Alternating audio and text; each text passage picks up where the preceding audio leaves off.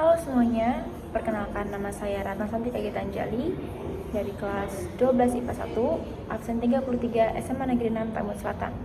Sebelumnya, video ini saya buat untuk memenuhi tugas dari Bapak Danang Ardanto, yaitu guru kimia kelas 12 SMA Negeri 6 Tambun Selatan. Mohon disimak ya. Kali ini, aku akan menjelaskan mengenai sifat koligatif larutan. Pada topik outline kali ini, aku akan menjelaskan tentang pengertian koligatif, sifat koligatif, lalu klasifikasi dari sifat koligatif, dan penjelasan tentang salah satu sifat, lalu ada contoh soalnya. Apa sih sifat koligatif larutan itu? Sifat koligatif larutan adalah sifat larutan yang hanya dipengaruhi oleh jumlah partikel zat terlarut. Jadi, semakin banyak zat terlarut, maka sifat koligatifnya akan semakin besar. Misalnya gimana sih? Nih, misalnya gini. Kamu melarutkan gula dengan air panas dalam jumlah yang berbeda. Jadi misalnya ada 2 gelas. Gelas yang pertama, kamu melarutkan 3 sendok teh gula dengan 500 ml air. Sementara itu untuk gelas yang kedua, kamu melarutkan 5 sendok teh gula dengan jumlah air yang sama, yaitu 500 ml air.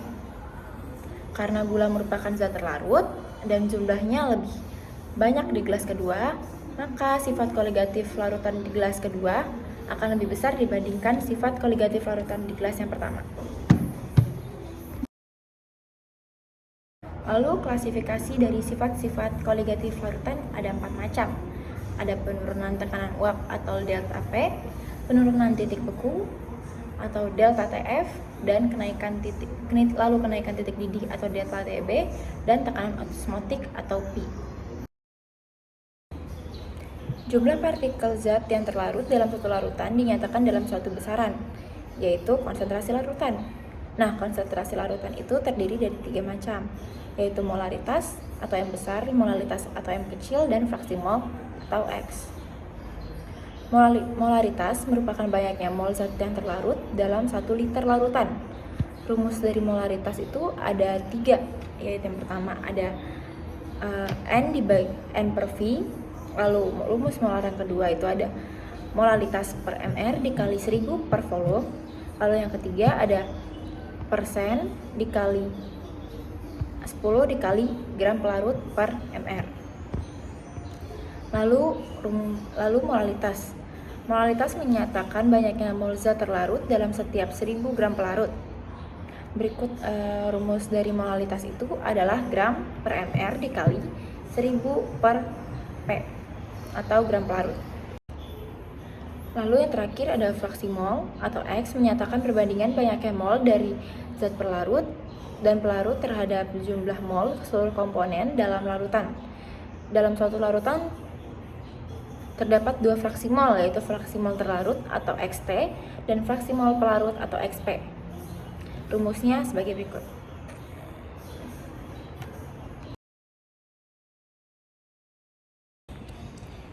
Nah, pada kesempatan kali ini saya akan menjelaskan salah satu dari sifat koligatif larutan, yaitu penurunan titik beku.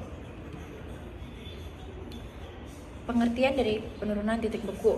Titik beku larutan itu merupakan suhu ketika tekanan uap cairan sama dengan tekanan uap padatannya, atau titik yang mana air mulai membeku. Titik beku normal suatu zat adalah suhu ketika zat meleleh atau membeku pada tekanan 1 atm atau keadaan normal. Nah, rumus dari penurunan titik beku itu adalah delta TF sama dengan TF pelarut dikurang TF larutan, atau bisa disebut juga delta TF sama dengan TF derajat dikurang TF. Nah, menurut hukum Beckman dan Raoult menyatakan bahwa penurunan titik beku dan kenaikan titik didih berbanding langsung dengan molalitas yang terbentuk di dalamnya. Nah, dinyatakan dalam rumus delta TF sama dengan molalitas dikali KF. Nah, keterangan dari rumus-rumus tersebut, TF larutan itu adalah titik beku larutan. Satuannya derajat Celcius. Lalu TF pelarut adalah titik beku pelarut. Satuannya derajat Celcius juga. Lalu ada delta TF, itu adalah penurunan titik bekunya. Satuannya juga derajat Celcius. Lalu ada M kecil, yaitu molalitas larutan. Satuannya molal. Dan yang terakhir ada KF, itu adalah tetapan penurunan titik beku molal, satuannya derajat Celcius per molal.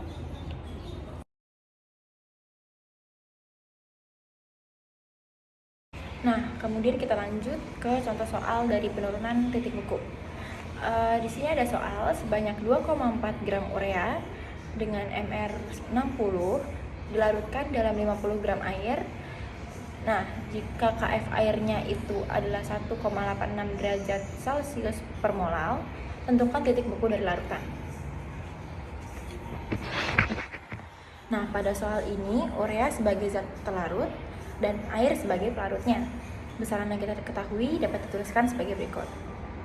Nah, kita ketahui gram dari gram ureanya itu 2,4 gram.